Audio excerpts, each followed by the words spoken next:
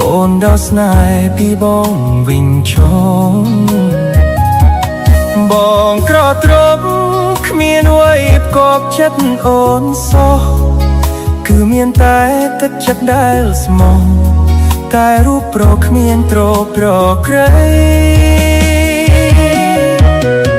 ប